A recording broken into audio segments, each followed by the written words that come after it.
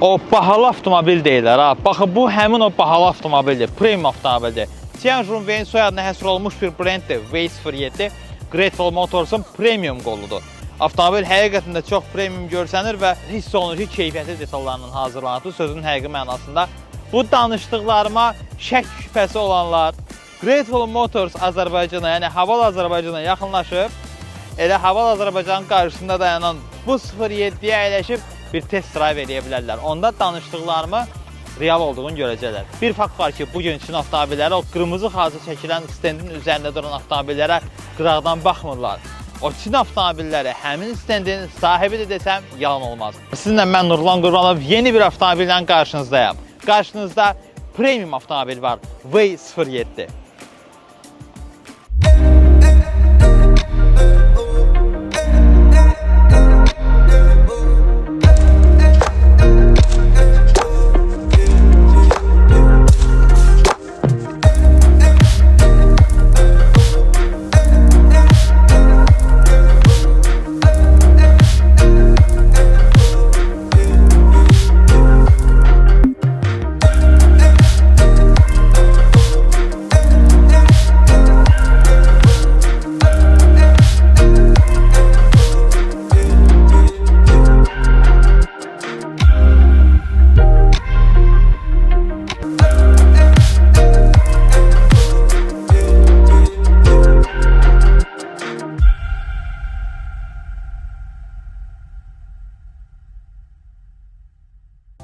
Mən istəyirəm ki, avtomobillə uzun yola çıxım, bacardığım qədər uzun yola çıxım.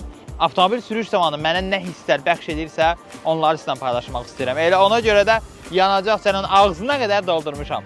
Əslində bu video bir təqdimat videosu deyil mənim fikrimcə. Bu videonu bir emosiyaların paylaşımı videosu kimi də qeydə ala bilərsiniz. Avtomobilin qarşısında durub sadəcə bilinən şeyləri danışmaqdansa istəyirəm o sürüşün mənə verdiyi o emosiyaları, o hissləri sizlə bölüşüm. İstəyirəm o kapotun altında döyünən ürəkdən başlayım.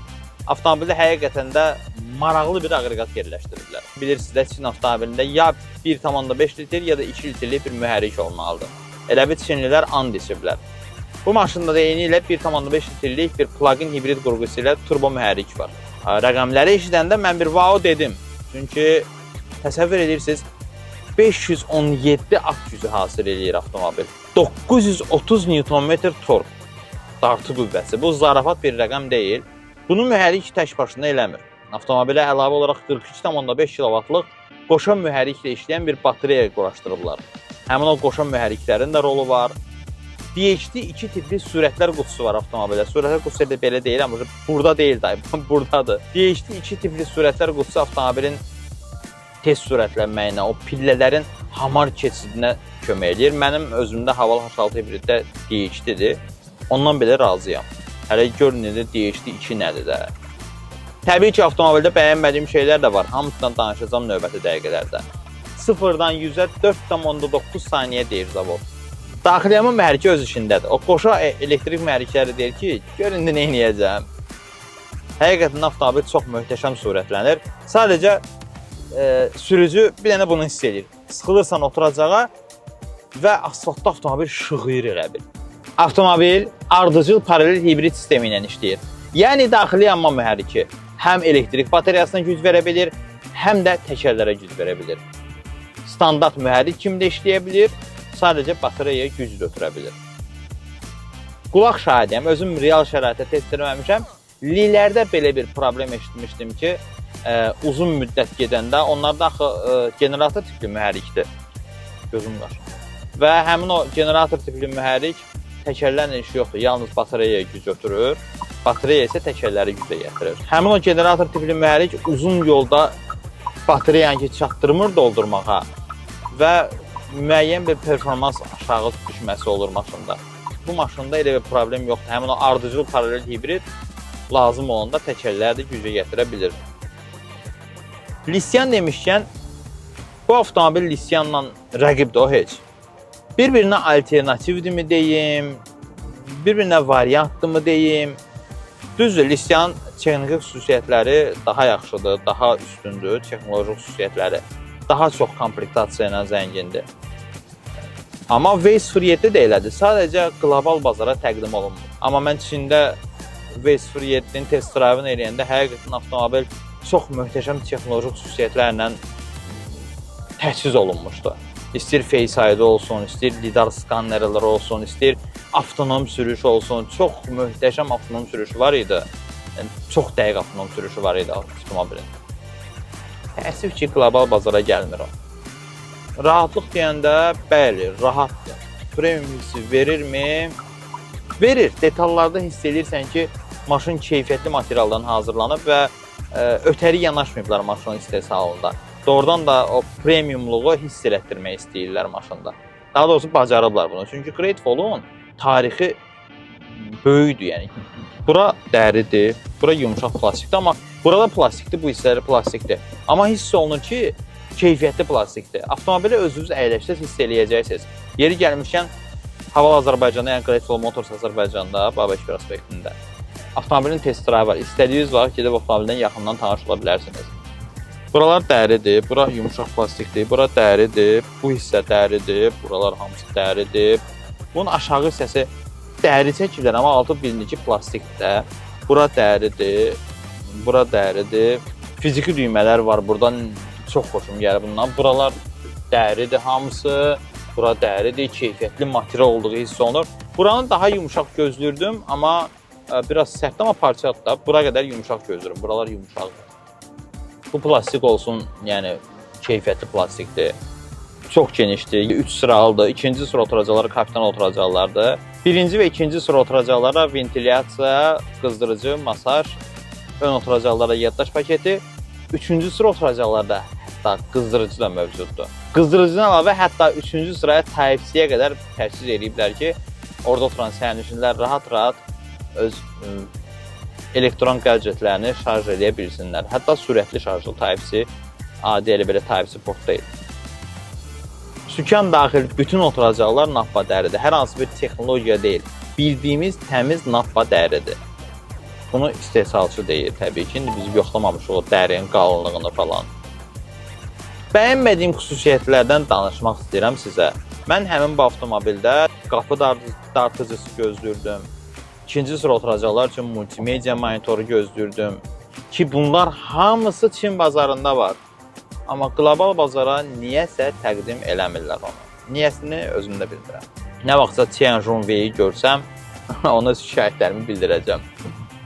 Avtomobilə 14.6 düymluq bir dənə multimedia monitoru qoyublar. İnterfeysi bəyənmədim açığı. V03-ün interfeysi daha yaxşı idi məncə. Bu arada 13% şarjımız qalıb. 13% şarjımız qalmışsa, yer tapsaydım sürətlə mən yoxlayardım. Qapalı ərazi tapsaydım. Multimedia monitoru doğrudan möhkəmdir. Çıxıb əlimdə qalmasa yaxşıdır. Yox, qalmadı Allaha şükür.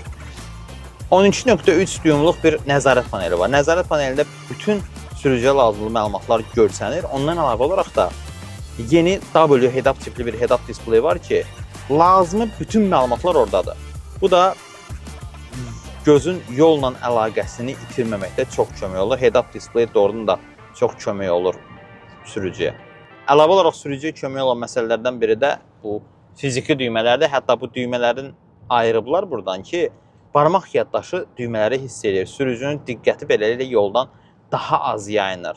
Klimat sistemin düymələri, qəza durma işığı, 360 dərəcəlik kamera, ön və arxa şüşənin qızdırıcısı məncə lazımlı sayılır. Həmişə də bunu fiziki düymə olaraq yerləşdiriblər. Gratefall'un gördüyüm bütün maşınlarında mən buna şahid olmuşam.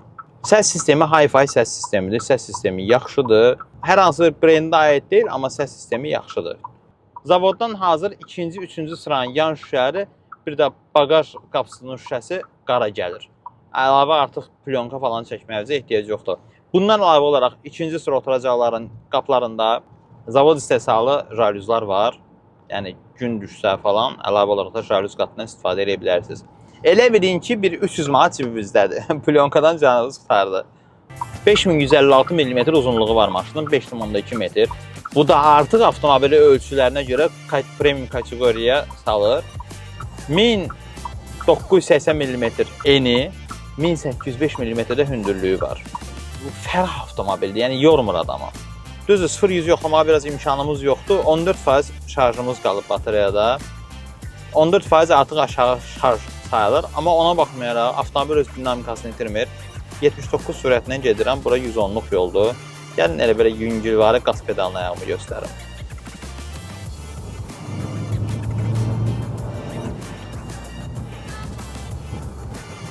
%19-a qədər qaldıra bilirəm təəssüf ki. Ondan tərəfə sürət də heç tövsiyə eləmirəm. 6 saat 21 dəqiqədə maşını sürürəm. Tam dolu çən yanacaq var idi maşında və yarı şarj, 50% şarj var idi. 8,2 kW'lıq enerji sərfiyyatımız var. 6,1 litrdə yanacaq sərfiyyatımız. Siz gedin Haval Azərbaycana, orada bu maşını test eləyin. Mən əminəm ki, siz də bəyənəcəksiniz bu maşını. Yəni, birisiz ən azından ona əminəm ki, özünüz şahid olacaqsınız maşının rahatlığına, yumuşaqlığına. Batarya şarjı az qalıb, 13% qalıb. Ona baxmayaraq, mən o qaz pedalının altındakı təzyiqi hiss eləyə bilirəm. Yəni, heç bir itirilmə görmürəm orada. Dəyərli izləyicilər, ümidvaram ki, videonu bəyəndiniz. Şərhlərinizi mütləq gözləyirəm. Mənə dəstək olmaq üçün kanalıma abunə ola bilərsiniz. Hələlik!